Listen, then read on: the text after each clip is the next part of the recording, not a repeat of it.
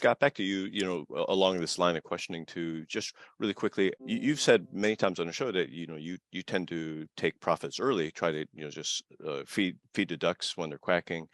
Any change in that strategy this year? No, I mean, it's just what I do. I try to fight the urge sometimes, but what I've gotten better at is rather than taking it all off, I will sell in portions.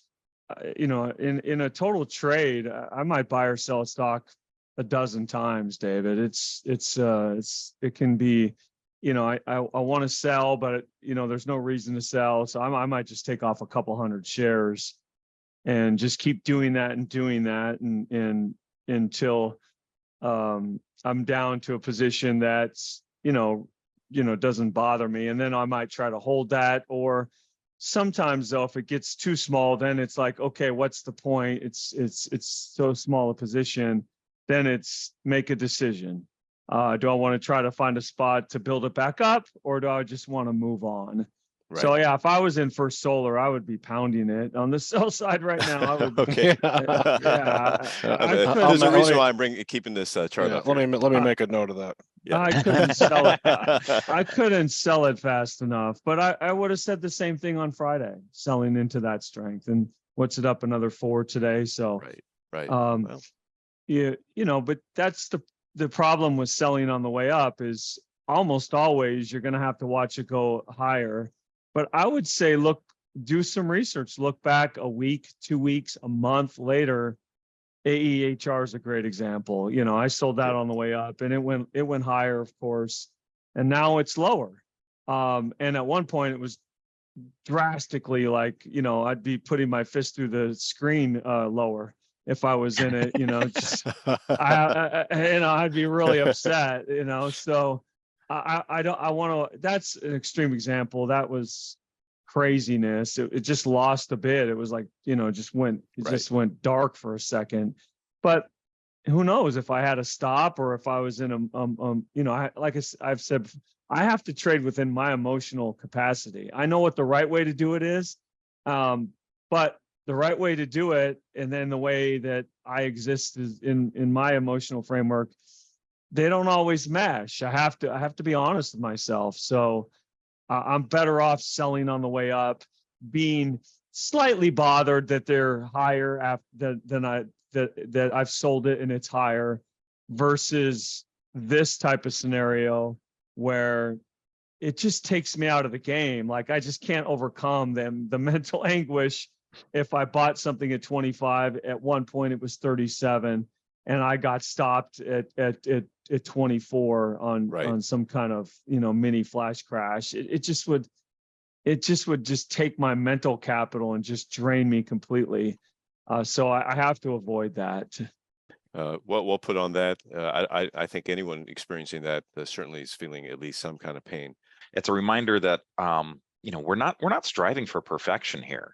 So when Scott says, hey, I'm gonna sell something and it may go up without me, but maybe I avoid an AEHR disaster, that's you're not trying to sell at the top. You're just trying to sell higher, right? You're just trying to make profits.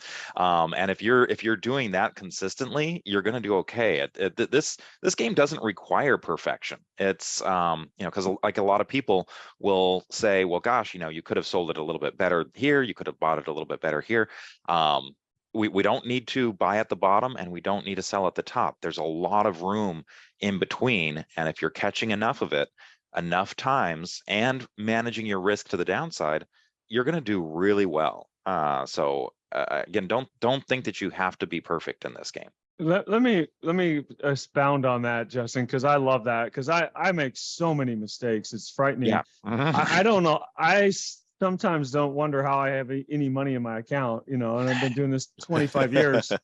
And I look at the money there and I just wonder, how did that get there? It's because I don't have to be perfect. And one time Bill said at a level 4, the master's program, the main event, he was talking about Chipotle, and Chipotle had gone from 100 to 400, let's say. And, and we analyze these, we try to train our eye for these big winners. and Bill was talking about the move, et cetera.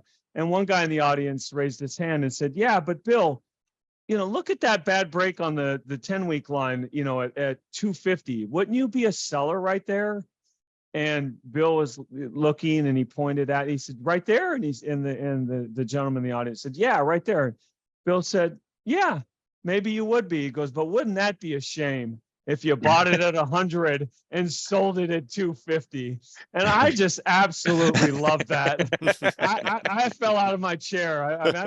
I couldn't believe what a great statement that was.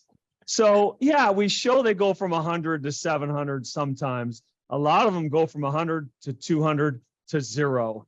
And so you just have to kind of know you're not going to get them all right. And the people that try that, investing is a very frustrating game to them, because it's just, they don't go away. Like the stocks don't go away when you get out. So I wish they would, but when you sell something, it's still there. So I can go back and see, boy, that was an awful sell in 2004 of Apple, like a multi-million-dollar bad sell.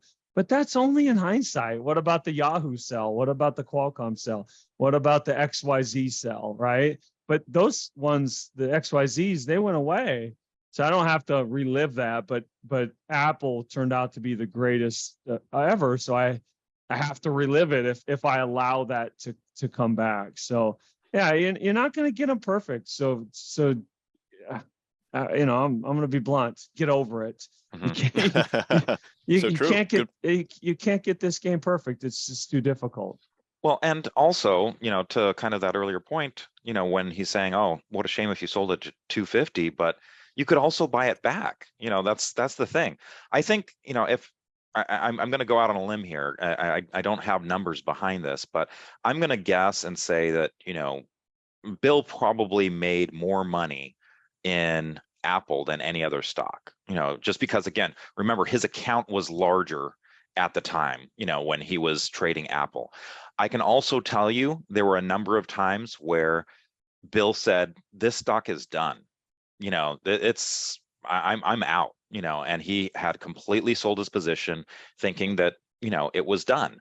But then something would happen and he would be right back in there, and he'd be back in there heavy. I can think of at least 3 or 4 times where he was very bearish on the stock and just like, yeah, I just, it's done enough, it's done enough. But then he made more money on it after that. So again, that flexibility of saying, hey, this is done, maybe even changing that to it's done for now, and being willing to buy it back if it changes. He did not hold on to that from the 2004 cup with handle that he initially identified in March or April. He did not hold that for, I don't even know if he made a long-term gain on it. He might have early on, but after that, I don't even know if he held that thing for a year. But he made a lot of money on it. So that's an interesting comment, Justin. Mm-hmm. I appreciate you sharing that. And Scott, I think you're also making a great point. We are not trying to be perfect in this, and we're just trying to be better than we were before. Mistakes are always going to be par for the course, certainly for the canceling system.